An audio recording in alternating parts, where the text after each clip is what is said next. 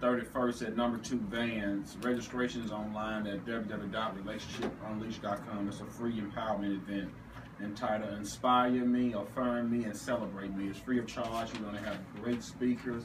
We're going to have Monica Luss. She's a transgender. She's going to open that workshop up first time in history. So come out, register, be a part of this great movement that we are doing here in Memphis, Tennessee. It's free. Once again, relationshipunleashed.com. And the artist said, is it a crime for us to do what we do? And I say, heck no. I'm in the love zone right now. It's the love zone. Senator Harris over here dancing. I'm nodding my head to the beat a little bit. I wouldn't call that dancing. We're not going to let it go. All right, we're back. All right, we're back. All right. With the show, Senator Harris, we have soul in the studio. We got soul in here. So, Senator, what is the purpose of the state Senate? So we're part of the legislative branch. It's the state Senate and the state House. We created the Tennessee Assembly, and we're the legislators for the state of Tennessee. And of course, the other two branches, of course, the executive branch, which is the governor of the state of Tennessee, and the judiciary. And so what do we do? What do we do mostly is we pass and approve laws. The most important thing we vote on and approve, I guess, during the course of the legislative session is the budget. And our legislative session runs every year. Some states, there's a few states out there that doesn't run every year, like Texas. But our session runs every year. We run from January through the end of April. So it's about a 4-month session. And we look at 1,200 bills. I mean, there are 1,200 bills filed because there are 33 senators and there are 99 members of the House. And so you get a lot of people filing a lot of legislation. Legislation has to be filed in both the House, in both chambers. It's got to be filed in both the House and the Senate. So we have about 1,200 bills filed, and many of them become law. So there is a lot of lawmaking going on in the General Assembly every year. So Nashville does play an important role in our lives, even though we may not see it, think out of sight, out of mind. Well, there are hundreds of bills filed, and a few hundred of them actually become law every year. So in filing the bill, right? Yeah. And it has to be drafted. Who decides what bill that they want to bring before the House and the Senate? So it's a huge operation, and the short answer is that bills are drafted by the lawyers who work for the Tennessee Assembly. And so there's a legal division, and there are dozens of lawyers in the legal division. And so legislators, regardless of what their training or background is in lawmaking or law or policy, legislators only need to kind of come up with an idea or talk to their constituents about an idea. So their constituents can bring them an idea and say, hey, I think we should do this. I think we should force cities to, come get the trash twice a week instead of once a week. And the legislator takes that to his staff. Every legislator has some level of staff. Takes that to his staff person, and the staff person communicates with the lawyers about the idea, and the lawyers draft it up and put it into a bill form. And of course, the bill has to make it through the committee process. And usually bills are assigned to one committee, although you could be assigned to as many as 3 committees, but you've got to make it through all those committees with an affirmative vote.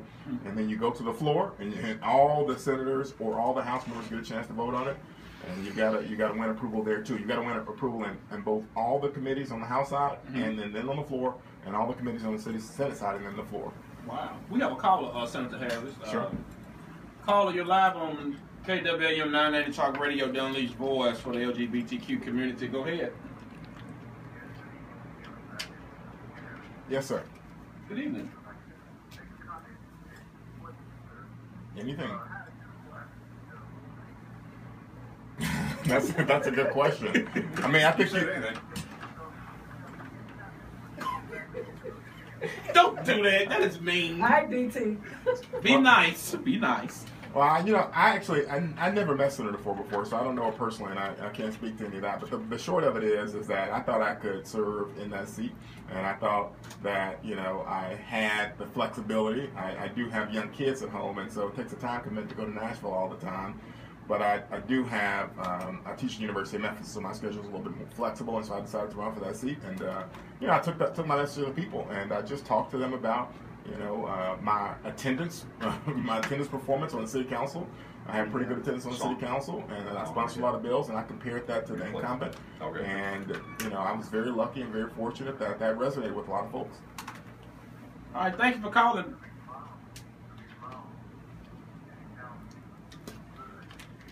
I think it's coming in this election. I think it's going to be. I think I heard 7 to 8 new seats coming in. So we're going to have a little change in the government. Then that's a lot of change, because when I came in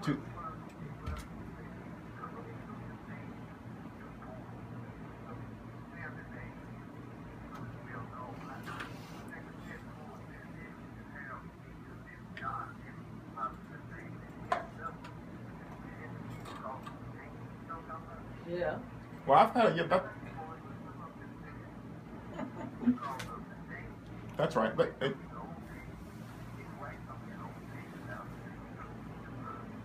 All right, thank you, BT, for calling in. Thank you very much. And I was just going to say, to their credit, they made significant contributions. A lot of the Fords. I think of John Ford, I've gotten to know John Ford in the last year or two probably, but I knew him by reputation before that. And I have not talked to anybody on Capitol Hill in Nashville, where he operated for the vast majority of his political career. I've not talked to anybody who said he was not effective. Right. In fact, most folks said that he was, a real important mover and shaker on Capitol Hill. Right. That he influenced a lot of bills, and he brought home a lot for Tennessee. Right. At the same time, I've watched Joe Ford from afar, and Joe Ford is also, he was a very good mayor from what I could tell. I wasn't in elective office, and so I didn't work directly with him, but from what I could tell, Joe Ford was a great mayor.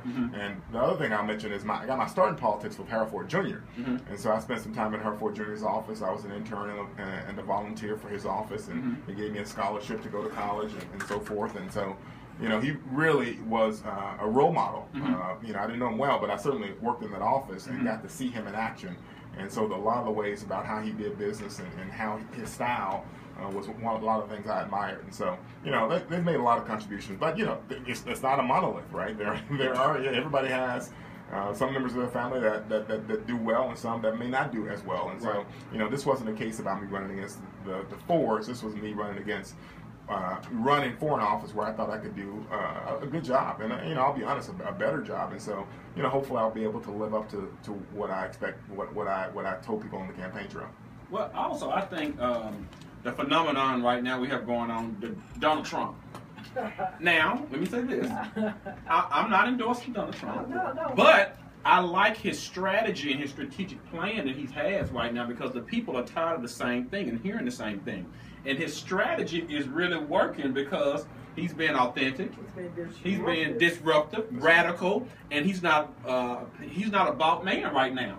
And he's doing what he wants to do and what his team is advising him. And so people are liking something different right now to hear, to feel, all the above. They want something different. And I think when you began running and campaigning, I remember it was different. Oh, I agree with that. I mean, I think that I took a lot of hits for being honest about some things. I remember. But I also was able to generate some support by being honest. Right. And I think that people were looking for some kind of non-conventional, somebody who's going to be frank and honest. And people asking about discrimination, and I told them I'm not for discrimination against anybody at any time. And sometimes that people don't want to hear it. Right. People ask me about Nathan Bedford Forest Park and divisive symbols and so forth. And of course, I sponsored one of the ordinances to try to get that park name changed, and that ultimately passed based on the efforts of a whole lot of people, particularly Myron Lowry. But the point is that people didn't want to have that conversation. People said, "Why are you talking about Nathan Bedford Forest Park?" That was 3 years ago when I brought that ordinance to change the name of those parks. People said, "Oh, you can't talk about that. That's going to alienate some people." So the point is that it does alienate some people, but honesty does pay off too. And so I've seen that. And that's going to be some change in Memphis. When I ran for city council in 2011, there was only one seat out of 13 where it was open, wow. where there would not be an incumbent returning. So I was the only new council member in 2011 when I won that seat. The other 12 were returning incumbents. Well, now we're getting ready to see a sea change, because there's going to be 7 new council members, right.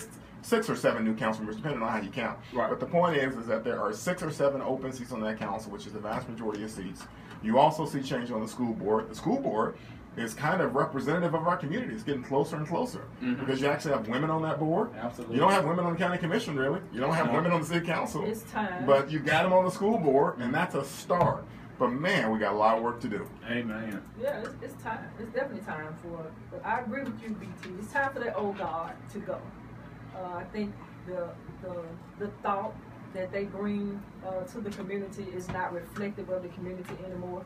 I think that people have gotten more educated about causes. I think people are more involved. Social media can be credited to that, helping us connect in ways that we couldn't connect before, because the news kind of controlled what was disseminated out. And word of mouth, if you weren't there, you didn't hear it. But now I can know instantly what's going on in city council. Mine was the news giving it to me, because somebody's sitting there tweeting or somebody's sitting there Facebooking, and they're going to get it out on social media, the good and the bad.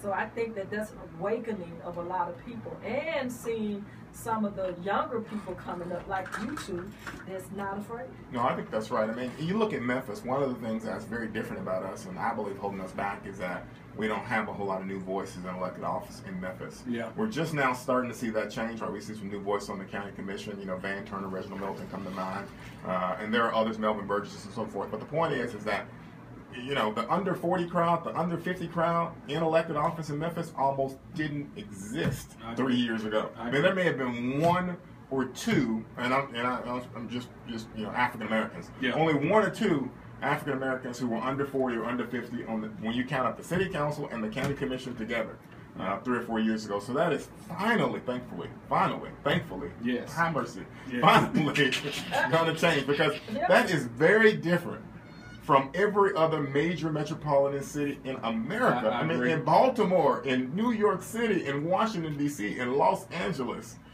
you have all sorts of new faces and new voices, and you have elected boards that are representative, broadly speaking, yes, of the community. Yes. And it is not just the post-50 crowd, which I'm fine with, and I'm okay with that, but not every seat, every time, all the time. I agree. And so we're seeing that finally in Memphis, and we're going to see more of that, and we're going to be a lot better off because of that, because when you have some diversity in your decision-making, when you have broad representation, you tend to make better decisions. And you stop doing the same thing over and over again. We have to take a quick break. This is our second and last break. We want you to tell your friends to tune in to the Unleashed Voice. We have Senator Lee Harris in the studio with us, and we'll return right after this commercial break. This is AM 990 KWAM. And if you want to get in this conversation, call us at 260-5926. We'll be right back. All right, clear.